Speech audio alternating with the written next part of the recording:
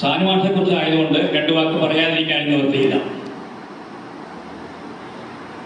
നമുക്കറിയാം, സാധാരണ മഹാപ്രതിഭകളെ വിലയിരുത്തുമ്പോൾ പലപ്പോഴും അവരുടെ സ്വകാര്യ വ്യക്തിത്വവും സർഗ വ്യക്തിത്വവും രണ്ട് രീതിയിലായിരിക്കും. പലരുടെ കാര്യത്തിൽ നമുക്ക് തന്നെ ധാരാളം ഉദാഹരണങ്ങളുണ്ട്. ഇവിടെ തന്നെ ചങ്ങമ്പുഴ, രാഘവൻപിള്ള, വൈലോപ്പിള്ളി ഒക്കെ അതിന് ഉദാഹരണങ്ങളാണ്. അവരുടെ വ്യക്തി ജീവിതവും സാഹിത്യ ജീവിതവും തമ്മിൽ വളരെയധികം വൈരുദ്ധ്യങ്ങളുണ്ടായിരുന്നു. ഇത് രണ്ടിനെയും രണ്ട് രീതിയിൽ കാണണമെന്ന് തന്നെയാണ് എൻ്റെ വ്യക്തമായ അഭിപ്രായം. എങ്കിൽ മാത്രമേ അവരുടെ വ്യക്തി വൈശിഷ്ട്യത്തെയും പ്രതിഭയെയും നമുക്ക് വേണ്ട രീതിയിൽ വിലയിരുത്താൻ സാധിക്കുകയുള്ളൂ. ഞാനിവിടെ പറയാൻ തരുന്നത്, ഈ രണ്ട് മേഖലയിലും ഒരേപോലെ നിർമ്മലമായ വ്യക്തിത്വം പുലർത്തിയിരുന്ന ഒരു വ്യക്തിയായിരുന്നു എൻ്റെ ഗുരുനാഥനായ പ്രൊഫസർ MK സാനു. ഞാനിത് പറയുമ്പോൾ ഞാൻ മഹാരാജാസ് കോളേജിൽ 1958-62 കാലത്ത് മാറ്റ ക്ലാസ്സിൽ 4 വർഷം തുടർച്ചയായിട്ട് ഇരിക്കാനുള്ള മഹാഭാഗ്യം സിദ്ധിച്ച ഒരാളാണ്. ജന്മം കൊണ്ട് ഞാനൊരു മലയാളിയല്ല. എൻ്റെ മാതൃഭാഷ തമിഴാണ്. പക്ഷെ എങ്കിലും മലയാളത്തോട് ഇത്രയും സ്നേഹവും അടുപ്പവും ആദരവും ഉണ്ടാവാൻ കാരണം സാനുമാഷ് ക്ലാസ്സിൽ മലയാളം ക്ലാസ്സിൽ ഇരുന്ന ആ 4 വർഷങ്ങളാണെന്ന് ഞാൻ എപ്പോഴും മനസ്സിൽ ഓർക്കാറുണ്ട്. സാനുമാഷിന്റെ അനുസ്മരണ പ്രഭാഷണം നടത്തുന്നത് ചങ്ങമ്പുഴ ഗ്രന്ഥശാലയെ സംബന്ധിച്ചിടത്തോളം വളരെ പ്രാധാന്യം. ശരിക്കും പറയുകയാണെങ്കിൽ ലൈബ്രറി കൗൺസിലിൻ്റെ ഒരു ഡയറക്ഷൻ ഉണ്ട്. അതാണ് ഇത്ര പെട്ടെന്ന് നമ്മൾ നടത്തുന്നതെന്ന്. പക്ഷെ അതിനെക്കാട്ടും ഉപരി സാർ പറഞ്ഞതുപോലെ ഗ്രന്ഥശാലയ്ക്ക് മാഷിനോട് ഒരു കടപ്പാട്. എപ്പോൾ വിളിച്ചാലും ഗ്രന്ഥശാലയുടെ പരിപാടികളുമായിട്ട് സഹകരിച്ചിരുന്ന ഒരു വ്യക്തിയാണ് അദ്ദേഹം. അദ്ദേഹത്തിൻ്റെ 1ാം വാർഷിക ചരമവാർഷികത്തിൽ അല്ലെങ്കിൽ ഒരു അനുസ്മരണ പ്രഭാഷണം സംഘടിപ്പിക്കുന്നത് എന്നും ഉചിതമായിരിക്കും എന്നുള്ളതാണ് അതിൻ്റെ യഥാർത്ഥത്തിൽ ലൈബ്രറി കൗൺസിൽ പറയുന്നതിനേക്കാളും ഉപരി ഉള്ള ഒരു.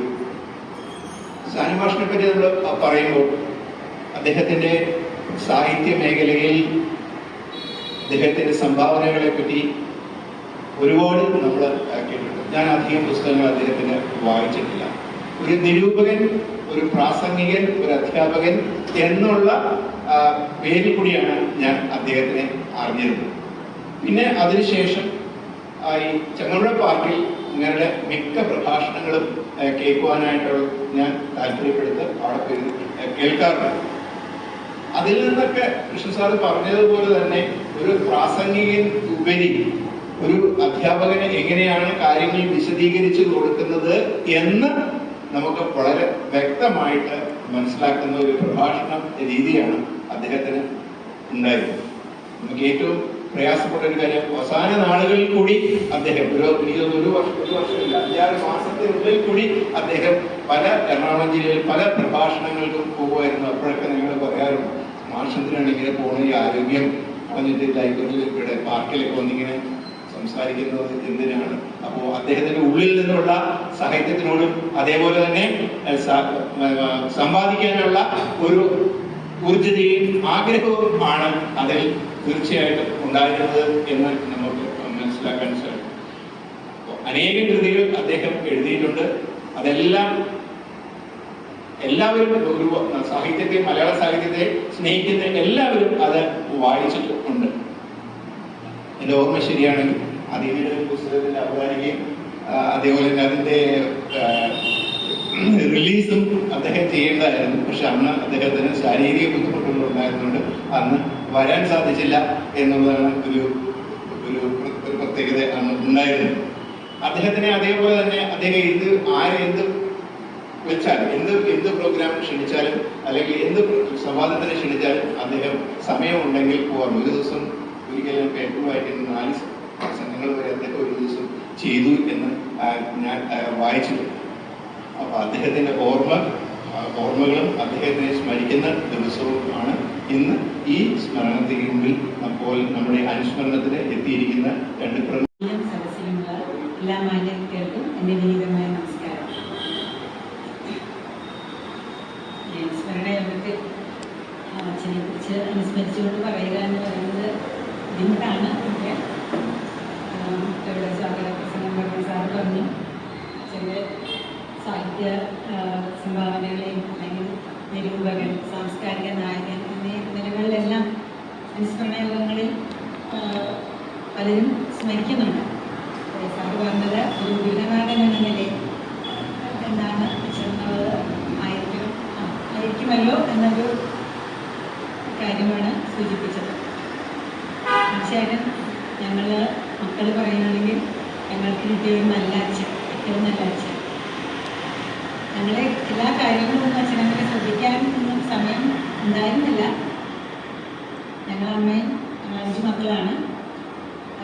മക്കളും അച്ഛൻ്റെ ലോകം വേറെ അറിയാമല്ലോ, എഴുത്തും വായനയുമായിരുന്നു അച്ഛൻ്റെ ലോകം. എന്ന് വെച്ചാൽ അച്ഛൻ ഞങ്ങളെ ആരും ശ്രദ്ധിച്ചിട്ടില്ല എന്നല്ല, ഞങ്ങളുടെ ഓരോരുത്തരുടെ കാര്യങ്ങളും അച്ഛൻ മനസ്സിലാക്കിയിരുന്നു. ചില ദിവസങ്ങളിൽ ഞങ്ങൾ അച്ഛനെ കാണാറില്ലായിരുന്നു. ഞങ്ങൾ എഴുന്നേൽക്കാൻ മുമ്പ് അച്ഛൻ പോകും, ഞങ്ങൾ ഉറങ്ങിക്കഴിഞ്ഞായിരിക്കും അച്ഛൻ വരുന്നത്. പക്ഷേ ആ വരുന്ന സമയത്ത് അമ്മയോട് കൃത്യമായി ചോദിച്ച കാര്യങ്ങൾ മനസ്സിലാക്കുന്നുണ്ടായിരുന്നു. പിന്നെ ഞങ്ങളെ സംബന്ധിച്ച് കൊച്ചു കുട്ടികളായിരിക്കുമ്പോൾ നല്ല അച്ഛൻ എന്ന് അന്ന് ഞങ്ങൾ പറഞ്ഞിരുന്നു. ഒരിക്കലും ഞങ്ങൾ വഴക്ക് പറയില്ലായിരുന്നു, ശിക്ഷിക്കില്ലായിരുന്നു, ഒരു പഠിക്കുന്നു പറയില്ലായിരുന്നു. എല്ലാ സ്വാതന്ത്ര്യവും ഞങ്ങൾക്ക് തന്നിരുന്നു. അതുകൊണ്ട് തന്നെ ഞങ്ങൾക്ക് അന്ന് അച്ഛൻ വളരെ നല്ല അച്ഛൻ അന്ന് ഞങ്ങൾ പറഞ്ഞിരുന്നു. പിന്നീട് ഒരുപാട് വലുതായി ഞങ്ങളൊക്കെ ജോലിയിൽ പ്രവേശിച്ചൊക്കെ കഴിഞ്ഞപ്പോഴാണ് നമ്മുടെ മക്കളെ ഡീൽ ചെയ്യാൻ തുടങ്ങുമല്ലോ. അപ്പോഴാണ് നമ്മൾ ഈ ബുദ്ധിമുട്ട് മനസ്സിലാക്കണം പിള്ളേരെ വളർത്തുന്നതിൻ്റെ. അപ്പം നമുക്ക് അവരെ വഴക്കുവരായിരിക്കാൻ പറ്റില്ല. ചില സമയത്ത് നമ്മൾ വഴക്കുവരഞ്ഞു പോകും. അപ്പം നമ്മൾ ഓർക്കും അച്ഛൻ അന്ന് ഞങ്ങളെ ആരെ വഴക്ക് പറഞ്ഞിട്ടില്ല. അന്ന് ഞാൻ തിരിച്ചറിഞ്ഞു. പക്ഷേ അച്ഛന് ഞങ്ങളിലുള്ള ഒരു വിശ്വാസം ഉണ്ടായിരുന്നിരിക്കണം. എൻ്റെ മക്കൾ അങ്ങനെ വലിയ പഠിക്കാൻ അതിസമർത്ഥരൊന്നും ആയിരുന്നില്ല ഞങ്ങളെല്ലാവരും. പക്ഷെ എല്ലാവരും തന്നെ പഠിച്ച് എന്തെങ്കിലുമൊക്കെ ഒരു ജോലിയിൽ കയറി. അപ്പോൾ ആ ഒരു വിശ്വാസം അത് കാത്ത് സംരക്ഷിക്കാൻ ഞങ്ങൾക്ക് കഴിഞ്ഞു. അതുകൊണ്ട് തന്നെ അച്ഛൻ ഞങ്ങൾക്ക് എല്ലാ സ്വാതന്ത്ര്യവും തന്നു. ഒരു കാര്യത്തിൽ പോലും നിങ്ങൾ ഇന്നത് പഠിക്കണമെന്നോ ഇന്ന സബ്ജക്റ്റ് എടുക്കണമെന്നോ ഇന്ന ലൈനിൽ പോകണമെന്നോ ഒന്നും പറഞ്ഞിട്ടില്ല. ഓരോ പരീക്ഷ കഴിയുമ്പോഴും ഞങ്ങൾ പറയും 10ാം ക്ലാസ് കഴിഞ്ഞാൽ ഞാൻ വെച്ചാൽ എനിക്ക് തേർഡ് ഗ്രൂപ്പ് മതി, ഓക്കെ തേർഡ് ഗ്രൂപ്പ് എടുത്തോളൂ. അത് കഴിയുമ്പോൾ ഇങ്ങനെ മതി, ശരി അതെടുത്തോളൂ. ഒരു നിർദ്ദേശമോ ഉപദേശമോ ഒന്നും ഇതുവരെ തന്നിട്ടില്ല. അപ്പോൾ അതുകൊണ്ട് തന്നെ എല്ലാ നന്മകളും പക്ഷെ അച്ഛൻ്റെ ആ നല്ല പ്രവൃത്തികൾ ഇന്നും സമൂഹത്തിൻ്റെ നടുവിലായിരുന്നു അച്ഛൻ നിന്നിരുന്നത്. എനിക്ക് തോന്നുന്നു ഗൃഹാന്തരീക്ഷത്തിൽ നിൽക്കുന്നതിനേക്കാൾ കൂടുതൽ അച്ഛൻ നിന്നിട്ടുള്ള സമൂഹത്തിനൊപ്പമാണ്, മറ്റ് ജനങ്ങളുടെ ഒപ്പമാണ്. അപ്പോൾ അവർക്കൊക്കെയുള്ള സ്നേഹം, അച്ഛൻ അവരോട് കാണിച്ച ആ ഒരു മനുഷ്യത്വം, ഇതൊക്കെ കൊണ്ടായിരിക്കാം ഞങ്ങൾ മക്കൾ ഒരുപക്ഷെ ഒരു നിലയിൽ ഞങ്ങൾക്കും എത്താൻ കഴിഞ്ഞത്. അവതരിപ്പിച്ചത് ഞാൻ ഇതിനു മുമ്പ് നിങ്ങൾക്ക് എല്ലാവർക്കും അറിയുന്ന നമ്മുടെ എന്നീ സുധീരന്റെ ഒരു പ്രഭാഷണമാണ്. നമ്മുടെ ടി.കെ. രാമൻ സ്ക്വയറിൽ പ്രഭാഷണമല്ല, അനുസ്മരണം. സാനുമാഷ് ഇവിടെ പറഞ്ഞതിന് ശേഷം സമൂഹത്തിന്റെ മക്കള് അന്ന് പങ്കെടുത്തിരുന്ന ഒരു വേറിട്ട രീതിയിൽ മാഷെ കണ്ട് മാഷമായി ഉണ്ടായ ആ അനുഭവം ഷെയർ ചെയ്തപ്പോൾ വളരെ സ്തബ്ധരായ സദസ്സ് ഇരുന്നു എന്നുള്ളതാണ്. അപ്പൊ അത്ര ഒരു ഫീലിങ്സ് ആണല്ലോ, വൈകാരികമായിട്ടാണ് ഒരു മകൾക്ക് അച്ഛനെ ഓർമ്മിപ്പിക്കാനും ഇങ്ങനെ കഴിയും. പ്രത്യേകിച്ച് സാൻമാഷ ഒരു മകൾക്ക്. അതുപോലെ ഡോക്ടർ അധീനയാണെങ്കിലും അതാണ് ഞാൻ ഈ സുധീറുമായിട്ടൊന്ന് കമ്പയർ ചെയ്തത്. അതിനുശേഷം മാഷ ഈ രീതിയിൽ അവതരിപ്പിക്കുന്നത് ആദ്യമായിട്ട് കേൾക്കുന്നതാണ്. എനിക്ക് മാഷ എൻ്റെ വീട് പറവൂരാണ്. എനിക്ക് മാഷയുടെ ഒരു വിദ്യാർത്ഥിയായിരിക്കാനുള്ള ഒരു ഭാഗ്യം ഉണ്ടാകാത്തയാണ്. ഞാൻ പഠിച്ചിരുന്ന UC കോളേജിലാണ്. പിന്നെ അത് കഴിഞ്ഞ് എഞ്ചിനീയറിംഗ് മേഖലയിലേക്ക് തിരിഞ്ഞു പോയി. പക്ഷെ അന്ന് മാഷ നമ്മളറിയണത് ഈ ഭരതൻ മാഷൊക്കെ ശേഷം ഭരതൻ മാഷോട്ട് പേഴ്സണലി നല്ല ബന്ധം ഉണ്ടായിരുന്നതാണ്. അപ്പൊ അങ്ങനെ ആരും മാഷെക്കുറിച്ച് പറയുമ്പോൾ ഇവിടെ ഈ പറഞ്ഞതിന്റെ വേറൊരു രീതിയിലേക്ക് അങ്ങനെ പോകാറുണ്ട്. അപ്പൊ ആ നിലയ്ക്കാണ് ഇവർ രണ്ടുപേരും സാനുമാഷ അനുസ്മരിച്ചത്. സാനുമാഷ മരിച്ചതിന് ശേഷം ഞാൻ ബുഗാസയുടെ ഒരു ഭാരവാഹി കൂടിയാണ്. അതുപോലെ സമൂഹമായിട്ട് ബന്ധപ്പെട്ട മാഷിന്റെ ബന്ധങ്ങളൊക്കെ പലരും പല സന്ദർഭങ്ങളിലായിട്ട് പലയിടത്ത് വെച്ച് മത്സരിക്കുകയുണ്ടായി, പാർക്കിലുൾപ്പെടെ. പിന്നെ ചങ്ങമ്പുഴ ഗ്രന്ഥശാലയായിട്ടുള്ളൊരു ബന്ധത്തെക്കുറിച്ച് ഇവിടെ അത്യാവശ്യം സൂചിപ്പിച്ചു. കൃഷ്ണൻചേട്ടനും ആ കാര്യം പറയുകയുണ്ടായി. ഈ മാഷ് ഇനിയിപ്പോ ഇത് കഴിഞ്ഞ് വരാൻ പോകുന്ന പ്രാണൻ എന്ന് പറയുന്ന ഡോക്യുമെന്ററി ഈ പുകാസയായിട്ടുള്ള മാഷിന്റെ ബന്ധം അറിയാല്ല. അതിന്റെ ഒരു അമരക്കാരനായിരുന്നു പുകാസ എന്ന നിലയ്ക്കുള്ള ഒരു ഇരട്ടി മധുരമാണ് പലപ്പോഴും ഞങ്ങൾ പുകാസയുടെ പ്രവർത്തകരും മാഷുണ്ടായിരുന്നപ്പോഴും മാഷിന് ശേഷം അത്തരത്തിലൊരു വൈകാര്യമായി തന്നെയാണ് കണ്ടിരുന്നത്. മാത്രമല്ല ഷാജിയും കരുണും പുകാസയുടെ അമരക്കാരനായിരുന്നവരാണ്. ഇതിന് ശേഷം അവതരിപ്പിക്കാൻ പോകുന്ന ആ ഡോക്യുമെന്ററി ഇപ്പൊ ആ നിലയ്ക്ക് ഒരു വൈകാര്യമായി കാണേണ്ട ഒരവസ്ഥയാണ്. എല്ലാ ഓർമ്മകൾക്ക് മുമ്പിൽ പ്രണാമം അർപ്പിക്കുന്നു. ഈ വരാൻ പോകുന്ന ഡോക്യുമെന്ററി സമയത്തിൻ്റെ ഒരു പരിമിതി ഉണ്ടെങ്കിൽ പോലും ആ ഡോക്യുമെന്ററി കൂടിയുണ്ട്.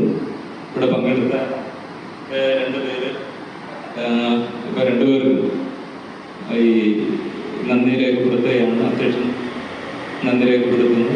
ഈ അനുസ്മരണ ചടങ്ങിൽ പങ്കെടുക്കുന്നു. ഗ്രന്ഥശാലയുടെ പ്രവർത്തകർക്കും ഭാരവാഹികൾ